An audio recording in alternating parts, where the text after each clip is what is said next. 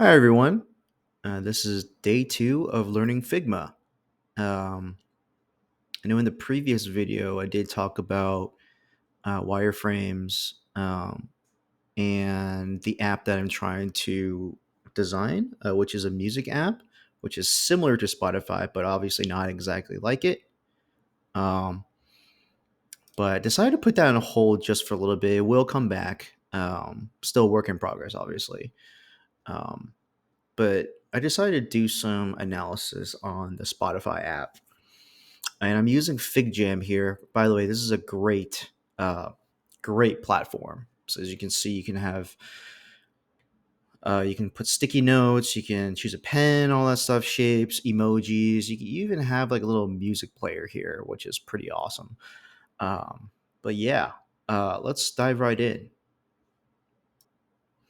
So this is my personal Spotify. And basically, the way I see Spotify is how easy is it for me to actually go back into the music I was listening to, and they have fixed this up a couple updates ago. As you can see the most recent playlist that you listen to, um, and the only criticisms I've had, as you can see in the sticky note down here, is the recents should be up at the top. There are banners for it, but it could be hard for some users to see. As you can see, this is kind of small. Maybe there's like a button that we can probably toggle to make this a little bit bigger, but you would have to scroll all the way down to go back into recently played. Um, the more likes should be moved further down the home screen.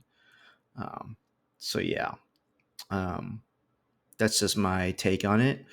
Um, so the recently played.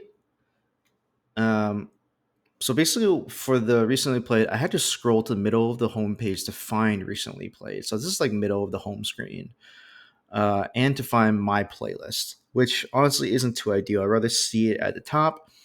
As mentioned previously, it should be up at the top here. Again, maybe with the ability to toggle the banner or full album art here, basically at the top, so you don't have to scroll all the way to the bottom. Okay.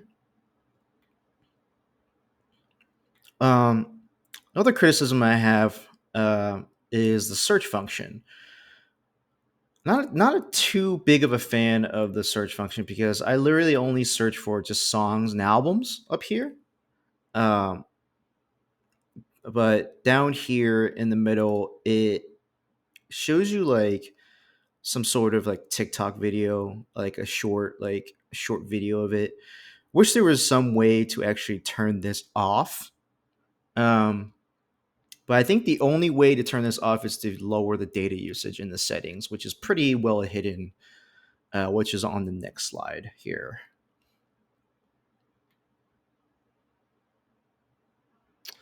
So if you click on your icon on the top left corner in the app, it goes to this landing page as the ad account, what's new, listening history, and the settings and privacy. Honestly, there's too much blank space in here. Um, So what I opted to put in hypothetically is possibly a volume bar. I know you can use buttons and everything on your phone, but say that your button's broken or something like that, you can easily change the volume here. EQ slider, I think that's a pretty huge one, especially if you want more bass or treble, something like that. You don't have to go into the settings and like audio in the background. Um, maybe there can be like a small like recent song playlist or something like that here as well. Favorites button for any songs that you favorited very recently, and even a toggleable colorblind mode. Notice there isn't a colorblind mode, only for like dark mode or like light mode. But yes, I think Spotify should use more space here. Right now, it's just empty space. Um, Okay, so the last one is what's new. What's new is pretty cool because all the artists that you follow all the podcasts that you follow can put new updates and everything like that. I think the cool thing for more tech savvy folks is to add a patch and update notes, um, maybe like a section here to see what they're currently developing, what the patch notes did. Um, this can also possibly go into this window here. We can also add into the previous screenshot here. But that's really my take on the whole Spotify app. I didn't do too much. I didn't go too much in depth, but this is pretty much what a UX designer does: is to think about the apps, uh, see what pain points there are, maybe go into a little bit more research on what other users are thinking about the app, see what can be improved, what feedback they can get or give. So yeah, I appreciate everyone watching the video.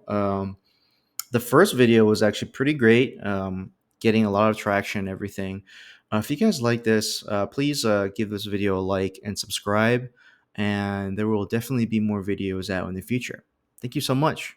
See you in the next video.